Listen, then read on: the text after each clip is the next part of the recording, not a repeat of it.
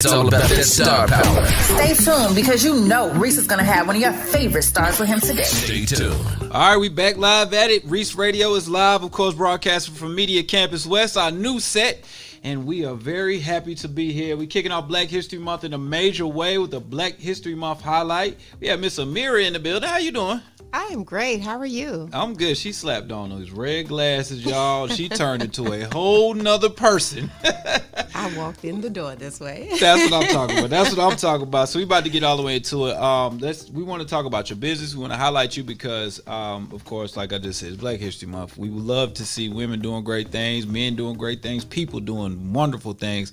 But you're doing something that's actually going to help children grow, prosper, become the best way, the best people that they can be in a certain area that actually carries over to other parts in life.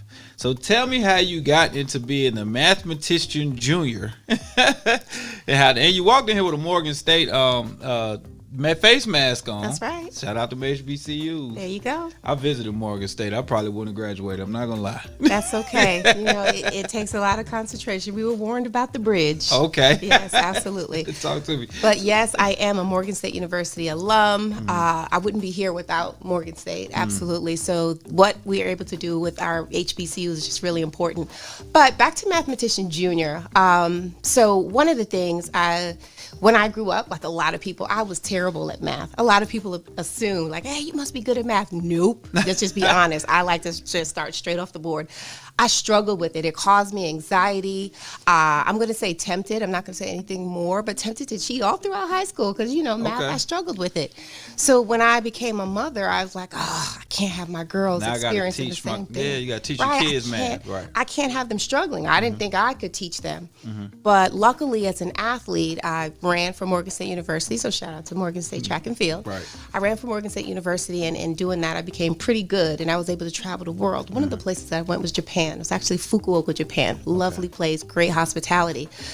So they were showing us around, and we went to an early children's learning center, and these young kids were like whipping some math out. Now, how young? Tell me how young these kids were. So these kids were like 3, 4, 5, and they had these tools, and I wasn't familiar with an abacus at the time. And the teacher would just put up these numbers, and they were like clack, clack, clack, clack, clack. And I was like, how are they doing this? At 3 and 4 years old. At 3 and 4. So, I was young. I wasn't a parent, wasn't even thinking about parenting, but that experience resonated with me. Yeah. So fast forward, and I become a parent, coupled with the struggle and anxieties that I had with math. I was like, I have to do something. So, of course, this is before Google was Google and YouTube University was YouTube University. You see the grades in my hand. Right. But Amazon was available, and I, purchased an abacus, and I didn't know which way to hold this thing. And that happens. Like, we have this kind of stereotype, usually, of a certain person using an abacus. And, we're like, I'm going to get one for my kid. And parents bought one. If you're a parent, you probably bought one. And what happened? You put it aside. And, but for me, I didn't stop there. It's like, I didn't know, like, how do I hold it right side up? So literally, like, I had to kind of break the tool apart. And that's what I literally did. And if you fast forward, some years later, me doing that sheer act of saying, I need to simplify this for myself. Fast forward, here we are in 2022, and I find out that I patented the world's oldest counting tool. I have a patent, right? Like, here I am, regular Joe. Wait, hold on. You patented the abacus? I have a utility patent for this tool because I broke it apart. So sometimes we get so used to what we're used to that, unless somebody else, like an insider or a new person comes and says, well, how about you just do it that way? And you're like, whoa. Yeah. And that's what I did. And, so I have a patent for this new kind of revamped, because if you look at the traditional sorba and abacus, it's not appealing to the American appetite. Right. It's scary. Yeah. Right, it's this long tool, and it has all these beads. And what did you say earlier? You use the abacus to make a man or a woman out of you, right? Right, because I remember the first time I attempted to use the abacus, I was like, what is it? I didn't know, just making beats on it. Just making beats. Just clacking the thing. Right, you might be able to patent that, right? Yeah, really. But that's exactly the point. Like, it's so foreign to us. We're not acculturated. It's not part of our culture. Right. So I broke it apart, literally, and I created some just other designs to it. And lo and behold, and I didn't start out with that in mind. But along with that, I created like really fun, engaging curriculum and activities so other parents who have those same desires and like-minded parents who are not afraid to, offer their children something innovative and different for their math mastery. And so that's kind of the backstory of Mathematician Jr., where I fall in and fit into the story. So you're running track. You go to Japan because your athletics and your abilities take you to Japan, right? That's you right. see these kids, these babies doing mathematics on the abacus. It was interesting. You come back home. How far removed were you from there to then to say, I'm going to get an abacus and show my kids because I saw these kids learning at that rate? That's a great question to put things into to perspective. So I attended the World University Games in Fukuoka, Japan in 2005, and my children were born in 2011. Okay, so this is still on your brain 6 years later. It was on my brain 6 years later because that image resonated with me. So mind you, I had been a teacher for years since then. Yeah. I taught in elementary school, and I still understood that there was something missing. Yeah. Right? There's a way, and this kinesthetic learning that is missing from our academics. Like we have this kind of algorithmic approach, which is why a lot of kids struggle early, whereas why can't math be movement? Yeah. And that's what the abacus does. It just makes math movement. I don't know if you're young enough, but back in the day, we used to dial numbers, right? Physically, like 2, 3. And if you forgot a number, what'd you do? Hang up, start again. That's it. Da, da, da, da, da, da, da. My great grandma had it. Da, da, da, da, da, da. Right, you miss one number, man, you gotta hang up. Da, da, da, da, da, da. With the rotary, right? I'm talking about the dial pad. Okay. Right. I mean, my great. I know the dial pad too. Before you even had to put his area code, you just move it and you mess it up. Nah, hang up, start over. There was no backspace. I wasn't expecting that. But with the dial pad, if you forgot, you remember the pattern. Like if you didn't remember their numbers, like, oh, let me just look at it. I could remember the pattern. So we don't realize that math works that way. It's a rhythm. So like phone number rhythm. It's like if I told you my phone number right now, if I say the number to the station, if I say 678-361-3294, that's the rhythm. But if I say 6786, you're gonna be like, huh? What? Right. If I give you the phone number in the wrong rhythm. So Absolutely. as an abacus that you've patented, let's just throw that out there. This lady got a patent on the new abacus. Black History 2.0 abacus.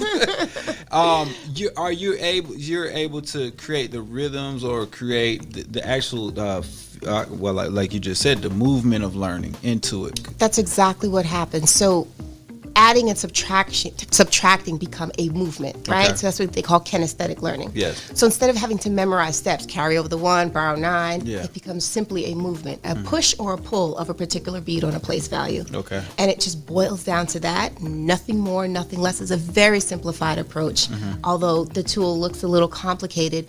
But teaching your children with that approach, the likelihood that the foundations of math becomes more of, oh yeah, I just have to move that and push that, versus, oh, what do I do after I carry over the 9? Instead of having to memorize steps. But you're absolutely right. It's the movement and the rhythm and the cadence, as they say, of the calculations. I have a couple of questions off of that. So Sure. if I'm learning the kinesthetic way, I said it right? You sure did. You did great. That's the first time and last time. All right, so if I learn He didn't that go to way, Morgan State, yeah. if I learn it this way, when you take the abacus away, am I at a handicap, or do I see beads in my head and I'm moving and pushing and pulling? Did you prepare for this question? I'm doing my job. No. That's an excellent question. That is an excellent question, and that is an excellent segue. So the whole purpose of the abacus is not to be dependent on the abacus. Okay. It is your body remembers that cadence, or you visualize the position of the bead. So if I know what position 7 is, then all I have to do is think about the position to transition to 2. Okay. Or to go from 7 to 17, right? Which are just bead movements that I remember. Yes. So the abacus, what it does is fosters mental math. Right? It fosters visualization. It fosters using both the left side and the right side of the brain, which doesn't happen. So that is exactly what happens. You do not become handicapped or dependent on the tool. It's actually the opposite. You become less dependent on the tool. Okay. So it just fosters that foundation for children and whoever the users are. I feel like this would have worked great for me because I've literally can add fast only because I take the big numbers and then I take the little numbers and then I mix them together. So like my old lady or my kids all the time like, what's 47 plus 92? And I'm like, what's 50 plus 100? And then subtract the so yeah, that's how I do math, and it's quick for me. Is that kind of the same concept? Yes. Okay. Because of the bead placements, you get to see the numbers as you just described. You kind of decompose the numbers and reconfigure them to make it make sense in your head. Right. And so you do that naturally. And for a 5-year-old, they kind of wouldn't know how to do that on their own. But when they're able to represent, like this bead represents 50 and these beads represent 20, it's easy for them to make those adjustments in their head. So that's the absolute. You practice for this. You did some research. I mean, these you do questions math. are too good. I do interviews. Let's just agree to just compliment each other all the way out. Great question. So, another question.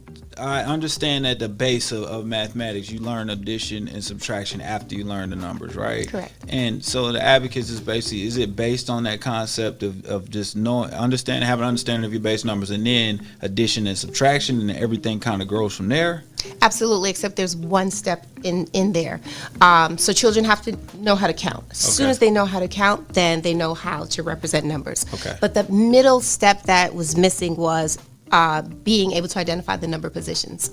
So once we learn how to count 1, 2, 3, then what they learn is how to identify. So this abacus is in the 325 position by just looking at it. By looking at it, they can identify that. And what I do with some of my 5-year-olds even now, I say, what position is this? They'll say, oh, it's 438. Wait a minute. 5-year-olds counting to 438. Oh, big time. I gotta let me order one right now on Amazon. Let me find this out.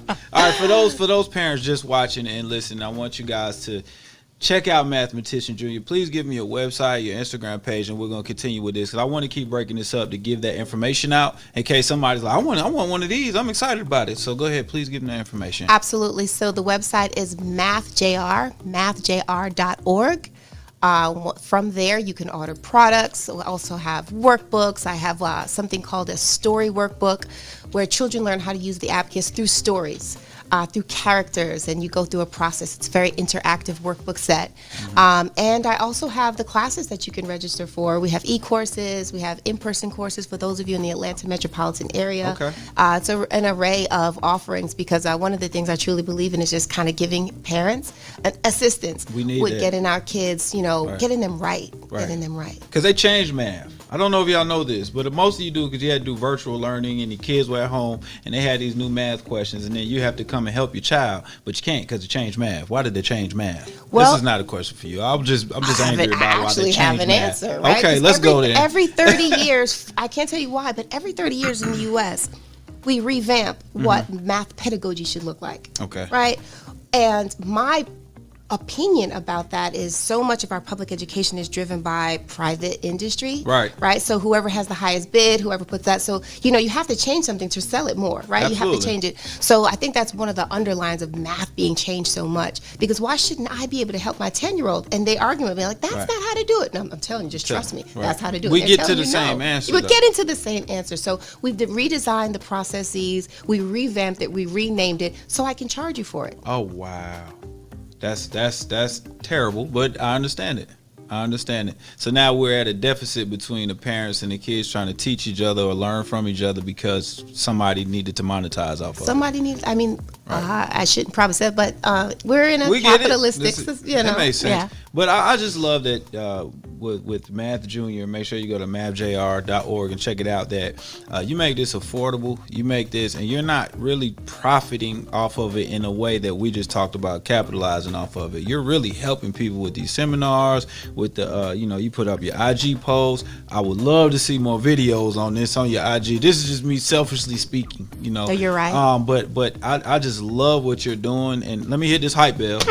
First time hype bell on the new set for what you're doing and helping the community with your approach. So thank you so much. Let's kind of get back into this.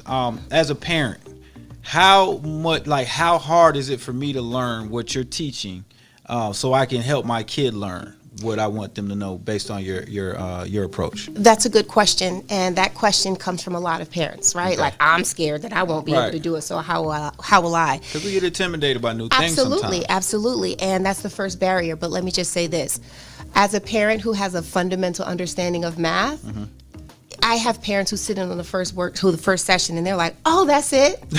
Oh, I can do that. Sounds like you know me. place value, you know positions, you'll be fine. Okay. It's your child who, when they're being introduced to the abacus, that it is an introduction for them. But as soon as you see the logic, because in reality, math should just simply be logical. Yeah. Like the way you come up with, like, okay, let me just break down 47 plus 92, just 50. Yes. Right. So it's logical. So that's how the tool works. The tool works in a logical function. So if you know the basics of math, the tool will be very simple for you, and you'll start to see the benefit immediately with, oh, I should have learned this way. Yeah. That's what I get from many of my parents. I need that. Say, well, I should have learned this way. That's what I need to be saying to my kids, so I can say, you learn this way, because that's kind of how I've been teaching them how to add. I use money a lot of times. Like, if you can guess how many 20s in 1,000, and y'all can split 1,000, and then they be like, oh, and then my one daughter who is super smart, she's like 50. I'm like, okay. Now I'm broke. Now I'm broke. I understand that. Thanks, Ari.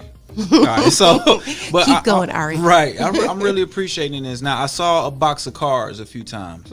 Tell me about the cards. What are the cards doing? Absolutely. So flashcards. Okay, right? I thought we was playing spades with the kids. Talk to me about the flashcards. Well, you know what? Maybe that might be something. So, as I said, one of the foundational things that you want to pick up with the abacus and with mental memory is being able to identify number positions. Okay. So the flashcards just further foster that. So you have flashcards in the 7 position or 8 position or 9 position or 320 position, and for children to be able to start to work on their speed in which they're able to identify those numbers.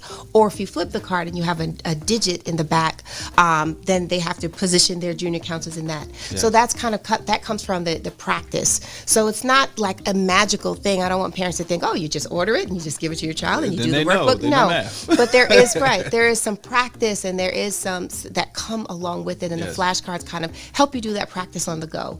Or if you don't have your junior count, it's just another form and format. I do a lot of games with the flashcards with children who come to the center. I put a bunch of flashcards. I say, okay, who can slap 3 first, right? Okay. You just make it really fun. So now their brain cells are firing. Right. Oh, let me find the 3 first. Bam, slap it, and all kinds. One child just Sunday at the center. I have a brand new center, the Nia building in Pittsburgh Yards. I just opened up on Sunday, and one of the things, I had a 4-year-old, and he was ready. Like, we did our 45 minutes. He was ready to go back to his parents. So I put all these flashcards. I made this trail of flashcards to the door where his parents were waiting for him. I was like, you have to identify each one correctly. You got to work your way home. And he was hustling, but at the end of it, he was so proud and he was so happy. So you just have it just gives you an array of things to do, because math, I always say, I take the math out the math.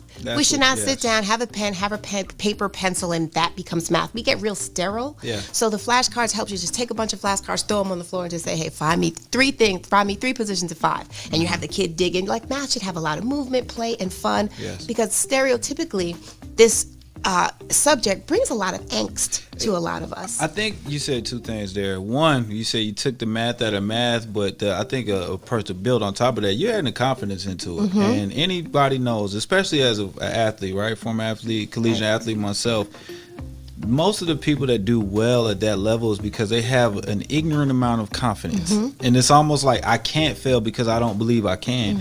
And I know, walking into an advanced physics lab in college, I was like a little intimidated, and that would make me automatically not do well until I got the confidence to do well. So I think you're adding that, and then the fun part of it, adding the game to it. I think now you have kids that are having the fun and finding joy in learning. Absolutely. And that was my whole purpose and goal. That was my whole purpose and goal when I started homeschooling with my children. And that's how Mathematician grew out of that, right? Okay. Let's bring joy and confidence into the math learning space. Oh man, this is so great. Once again, you guys can find it on the live chat if you're viewing live on YouTube or Facebook. Make sure that you check out mathjr.org. That's mathjr.org. They're not sponsoring us. I just want you guys, kids and yourselves, to be good at math. I don't want you to get the wrong change at the grocery store. I want you to be able to add this up. Another question about the way that you're showing, does this help with advanced learning, like when you're talking about fractions and decimals and not whole numbers? Absolutely. when you think of your middle schoolers and your high schoolers, and you start to get into those more advanced stages of math, where now what's the foundation of all that, right? You still got to have your foundational computation skills, because those are the things usually that keep children, that act as barriers, right? So for example, if I'm not really good at basics, I need my calculator or my phone to be able to multiply 2 times 36 because that's part of this algebraic expression or something like that. Then I'm at a deficit to the child who can do what you did, which is just do it fast. So then my confidence lacks. So I don't even want to go into these honors and rigorous classes, right? So you extend that into high school honors and AP classes, which turns into now I have a barrier to high-paying STEM internships and jobs. So it is a lifelong thing. Like, give your child the foundation that they need now. And nobody's saying math genius, blah, blah, blah. I like to use that word, but we give our children the foundation, and sometimes that foundation is emotional. Just make them confident that they can show up in class and know that I can compute we're learning a new math skill. Now, fractions. That's just like what I learned here. I can calculate those fractions. It makes each stage of math less intimidating. Right. I'm loving this because now you're even in a playing field, because in some schools outside of certain zip codes, they're learning maybe not this way, but they're learning in a better way, or a way that's actually the kids are grasping onto a little bit better, right? So then when you get into our schools in certain neighborhoods, certain zip codes, more urban areas, if we're learning this math and we're getting the same confidence, now we're evening out the playing field. Is that what you're telling me? Absolutely. And that's what it's about, right? And I'm sorry, I'm not interested in evening a playing field. I'm interested in putting us back on a playing field that we had 500 years ago. Right. Exactly. Thank you for saying that. Right now we're talking to this wonderful woman, Miss Ameerah. She's telling us about her product and her way of learning and way of teaching. Now the center, tell me a little bit about the center. What age group of kids can come? When is it open? And how can parents get in touch with the center? Absolutely. So once again, all the information is on our website, mathjr.org.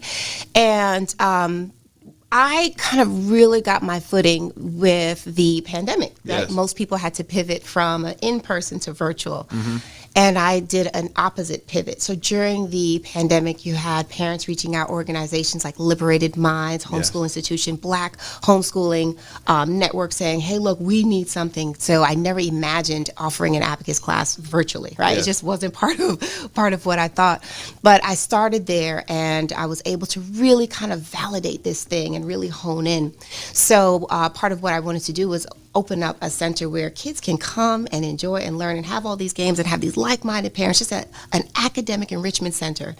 That we kind of take the academics out of it, but you're still learning and enriching. So in Atlanta, there's a NIA building, and the NIA building was was built specifically for the purpose of giving startups like me a place and a space to launch our endeavor, launch our business, launch our venture. So, when they were first starting, 3 years ago, I was like, I'll never, right? I was like, I'll never. And last year, I just walked in there with some confidence, right? Didn't know how I was going to pay rent yet. And the space is just so inspiring. There are all of these images of notables and our ancestors all around. And those images were speaking to me like, Ameerah, just do it. Ameerah, just do it. Okay. So, on Sunday, we had registrants, and there was life, and there were children in that space, and folks drove, right? Like when somebody burned some gas to come to you for a service. They're serious about it. Man, oh man. Right. So people were coming through the door after they paid for some gas. So the center, we offer not only Abacus Math Club, that's the name of the class, Abacus Math Club classes, but it's an enrichment center because we also offer a learning literacy lab and a junior writers and publishing workshop. With me going through the process of becoming published, I'm like, it is so easy, so attainable. The barriers are gone. So you even got the patent and the publishing, and are you actually offering to teach people that too? Because it sounds like now that I see you and I'm like, oh, you look like me, maybe I can do it too. Right. It's something I want definitely to do. And it's not even teach people. It's just helping folks like me understand that within this city, within this state and this country, there are resources, right, to help you get to wherever you want to go. I love it. The resources are out there. Yes. So I definitely want to, I'm putting some things together to just say, look, like mom, working 2 jobs, 5 kids. If you have an idea, there are so many avenues now to make that idea reality. There's no reason for you not to pursue or start building that idea out. That makes plenty of sense to me. We have the Math Wiz right here ready for you guys. Make sure that you check out her website. Make sure that you're following her on social media platforms. If you have a kid that could be better at math, even if you feel like they're great, why not get better? Why not find a different way, and help build that confidence in a kid that may need a little bit of help. Well, I really appreciate what you're doing. Oh, this was wonderful. Thank you for having me. Thank you for giving me a spotlight and, just encouraging parents to look outside the box for their early math mastery. I like it. I like it. All right, guys, listen, we will get back to you in this mix in a second. Make sure that you stay tuned in right here to Reec Radio Reec Show live broadcasting live from Media Campus West. We do have our Pops Knows Best or Reese's Peace of Mind today. It is, like you just said, don't be afraid to think outside of the box. Even if outside of the box that calculator isn't there and that abacus is, make sure that you are open-minded, because you might find a better way or just an easier way of thinking. All right, and build that confidence up. All right, y'all, we'll be back with you. Do not move. This is Reec Show Live.